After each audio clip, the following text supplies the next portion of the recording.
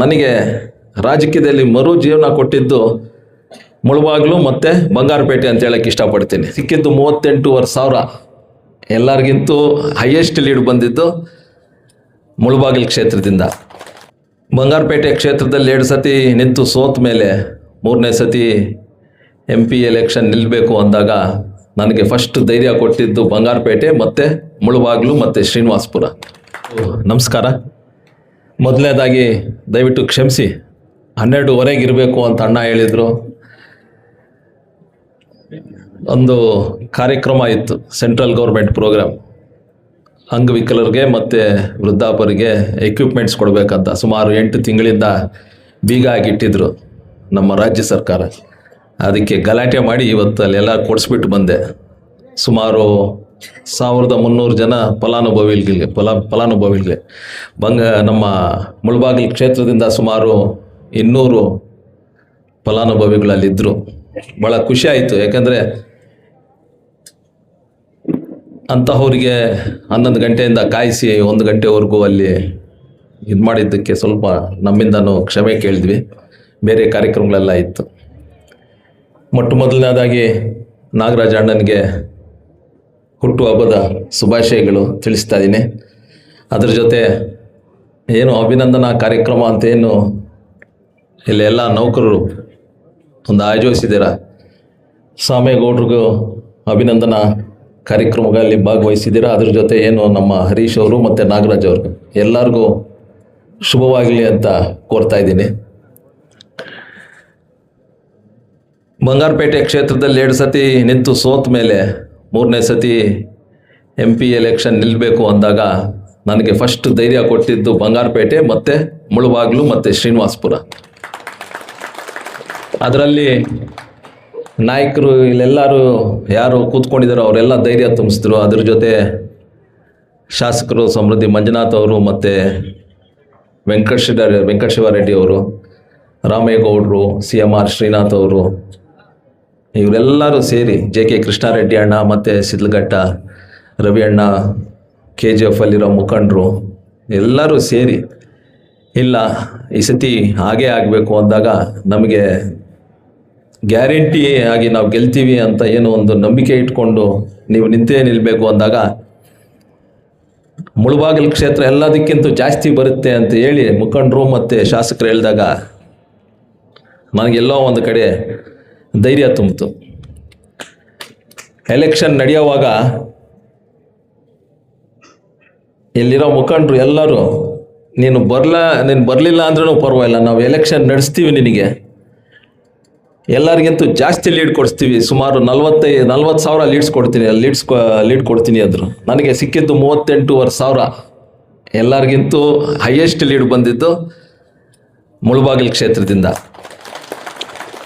ಎರಡನೇದು ನನ್ನ ಬಂಗಾರಪೇಟೆ ಕ್ಷೇತ್ರ 35,000 ಸಿಕ್ತು.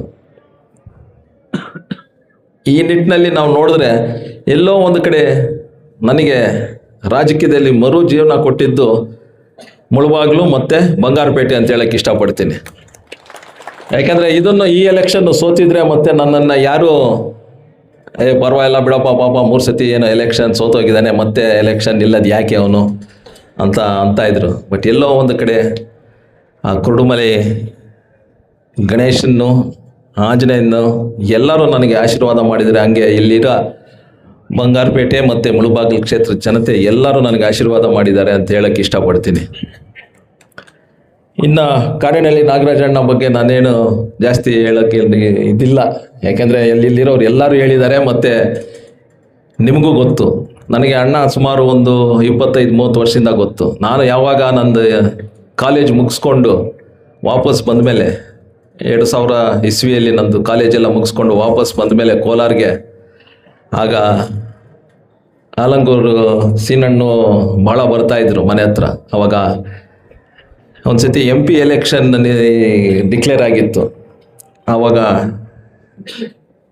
ಆ ಸೀನಣ್ಣ ಬಂದು ಇನ್ನೊಂದು 2 ದಿನ ಟೈಮ್ ಕೊಡ್ತೀನಿ ನಿನಗೆ, MP ಕ್ಯಾಂಡಿಡೇಟ್ ಹಾಕ್ಬಿಟ್ಟು ನೀನು ಇಲ್ಲಿಂದ ಅಂತ ಹೇಳಿದರು. ನಮ್ಮ ಪೆಟ್ರೋಲ್ ಬಂಕಲ್ಲಿ ಬಂದು ಸುಮಾರು ಒಂದು 10 ನಿಮಿಷ ಕೂತ್ಕೊಂಡು 2 ದಿನ ಟೈಮ್ ಕೊಡ್ತೀನಿ, ಇವಾಗ ಹೋಗಿ ಕುಮಾರಣ್ಣನಿಗೆ ಮತ್ತು ದೇವೇಗೌಡರಿಗೆ ಹೇಳ್ಬಿಟ್ಟು ಬರ್ತೀನಿ ನಿನಗೆ, 2 ದಿನ ಟೈಮ್ ಕೊಡಿ, ಮಲ್ಲೇಶ್ನ ಕ್ಯಾಂಡಿಡೇಟ್ ಮಾಡಿ MP ನಿಲ್ಸೋಣ ಅಂತ ಹೇಳ್ತೀನಿ ಅಂತ. ಇದು ಸುಮಾರು 2003-4 ಅವಾಗ ಅಣ್ಣ ನಾನು ಇನ್ನೂ ಭಾಳ ಚಿಕ್ಕವನು, ನನಗೆ ಇದ್ರ ಬಗ್ಗೆ ಏನೂ ಗೊತ್ತಿಲ್ಲ, ನನಗೆ ಇಲ್ಲ ಅಂತ. ಎಲ್ಲೋ ಒಂದು ಕಡೆ MP ಆದಮೇಲೆ ಅವ್ರ ಆಶೀರ್ವಾದನೂ ಇತ್ತು ಅಂತ ಒಂದು ನಂಬಿಕೆ ನನಗೆ ಬಂತು. ಯಾಕಂದರೆ 20 ವರ್ಷ ಹಿಂದೆ ಅವರು ಆ ಮಾತು ಹೇಳಿದ್ದು 2024 ಅದು ಬಂದಿದ್ದಕ್ಕೆ ಎಲ್ಲೋ ಒಂದು ಕಡೆ ಅವರು ನನ್ನ ಮೇಲೆ ಆಶೀರ್ವಾದ ಇತ್ತು ಅಂತ ಒಂದು ನಂಬಿಕೆ ನನಗಿದೆ. ಯಾಕಂದರೆ ಯಾವಾಗಲೂ ಬಂದು ಗಲಾಟೆನೇ ಮಾಡ್ತಾಯಿದ್ರು, ಇಷ್ಟೆಲ್ಲ ಮಾಡ್ತೀಯ ನೀನು, ಅದು ಮಾಡಬೇಕು ಇದು ಮಾಡಬೇಕು ಅಂತ್ಯ, ರಾಜಕೀಯದಲ್ಲಿ ಬಂದ್ರೇ ಇದು ಮಾಡೋಕ್ಕಾಗದು ನೀನು ಅಂತ ಹೇಳ್ತಾಯಿದ್ರು. ಈ ಸಮಯದಲ್ಲಿ ಅವ್ರನ್ನೂ ನೆನೆಸ್ಕೊಂಡು ಅವ್ರ ಆಶೀರ್ವಾದ ನನಗಿದೆ ಅಂತ ಹೇಳಕ್ಕೆ ಇಷ್ಟಪಡ್ತೀನಿ ನಿಮಗೆ. ಯಾಕೆಂದರೆ ಮುಳುಬಾಗಿಲಲ್ಲಿ ಆಲಂಗೂರಣ್ಣ ಅವರು ಹೆಸರು ಇಲ್ಲ ಅಂದರೆ JDS ಪಾರ್ಟಿ ಅದಕ್ಕೆ ಅರ್ಥನೇ ಇಲ್ಲ. ಕರೆಕ್ಟಾ ನಾನು ಹೇಳಿದ್ದು? ಇಂಥ ಒಂದು ವಿಚಾರದಲ್ಲಿದ್ದೀವಿ. ಮತ್ತು ಡೇರಿಯಲ್ಲಿ ಅಣ್ಣ 4 ಸತಿ ನಿರ್ದೇಶಕರಾಗಿ ಅಧ್ಯಕ್ಷರಾದಾಗ ನಾವು ಎಲ್ಲೋ 1, 2, 3 ಕೆಲಸಗಳು ಹೇಳ್ತಾ ಇದ್ವಿ. ಆವಾಗ ನಾವಿನ್ನೂ ಚಿಕ್ಕವರು, ಆಯಿತು ಬೇಡಪ್ಪ ಮಾಡಿಕೊಡ್ತೀನಿ ಅಂದರೆ, ಅಮ್ಮನೂ ಯಾವುದೋ ಹೇಳಿದಾಗ ಆವಾಗಲೂ ಮಾಡಿಕೊಡ್ತಾಯಿದ್ರು. ಆವಾಗಿಂದ ನಮಗೆ ಅವ್ರಿಗೆ ಒಡನಾಟ ಇದೆ, ಬಹಳ ಸಹಾಯ ಮಾಡಿದ್ದಾರೆ ನಮಗೂ. ಎಲ್ಲೋ ಒಂದು ಕಡೆ ಯಾವುದಾದ್ರೂ ಒಂದು ಹೆಚ್ಚು ಕಡಿಮೆ ಇದ್ದಾಗ ಡೇರಿಯಲ್ಲಿ ಅವ್ರಿಗೆ ಸಹಾಯ ಮಾಡಿಕೊಟ್ಟಿದ್ದಾರೆ. ಈಗ ನಾನು ರಾಜಕೀಯ ಬಂದ ಮೇಲೆ ಅವ್ರ ಜೊತೆ ಮಾತಾಡುವಾಗ ಎಷ್ಟು ಗಾಂಭೀರ್ಯವಾಗಿ ಮಾತಾಡ್ತಾರೆ, ಎಷ್ಟು ಯೋಚನೆ ಮಾಡಿ ಮುಂದೆ ಹಿಂಗೆ ಆಗುತ್ತೆ ಅಂತ ಯೋಚನೆ ಮಾಡಿದಾಗ ಎಲ್ಲೋ ಒಂದು ಕಡೆ ಅವ್ರ ಮಾತುಗಳು ಕೇಳ್ತಾ ಇದ್ದಾಗ ಬೆಣಗಾಳಿ ವೆಂಕಟೇಶ್ ಅಂತ ಒಬ್ಬರಿದ್ರು, ಅವರು ಹಿಂಗೆ ಮಾತಾಡ್ತಾ ಇದ್ದಾರೆ, ಹಿಂಗೆ ಮಾಡಿದ್ರೆ ಹಿಂಗಾಗುತ್ತೆ, ಹಿಂಗೆ ಯೋಚನೆ ಮಾಡಿ ಹೆಜ್ಜೆ ಇಡು ಅಂತ ಹೇಳ್ತಾ ಇರ್ತಾರೆ. ಹಾಗೆ ನೀವು ಹೇಳ್ತಾ ಇರುವಾಗ ಅವರು ಬೆಳಗಾಣಲ್ಲಿ ವೆಂಕಟೇಶ್ ಅವರು ನಮಗೆ ನೆನಪು ಬರ್ತಾರೆ.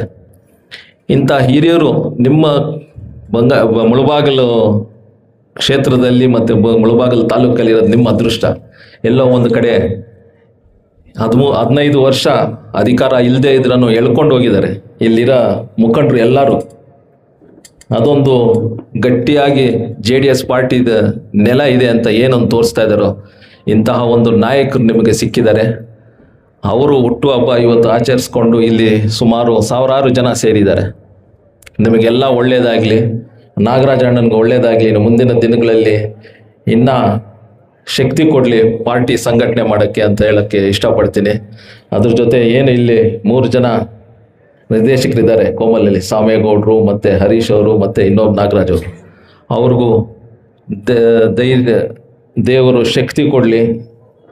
ಏನು ಒಂದು ನೀವು ಕೆಲಸ ಮಾಡ್ತಿರೋ ಇದು ನಿಮ್ಮ ಕೆಲಸ ಅಲ್ಲ, ನಾನು ಹೇಳೋಕ್ಕೆ ಇಷ್ಟಪಡ್ತೀನಿ, ಪಕ್ಷದ ಸಂಘಟನೆನೂ ಒಂದು ನಿಮ್ಮ ಕಡೆಯಿಂದ ಆಗ್ತಾ ಇದೆ. ನಿಮಗೂ ಒಳ್ಳೆಯದಾಗಲಿ ಅಂತ ಹೇಳ್ತಾ ನಾನು 2 ಮಾತು ಮುಗಿಸ್ತಾ ಇದ್ದೀನಿ. ಜೈ ಹಿಂದ್, ಜೈ ಕರ್ನಾಟಕ.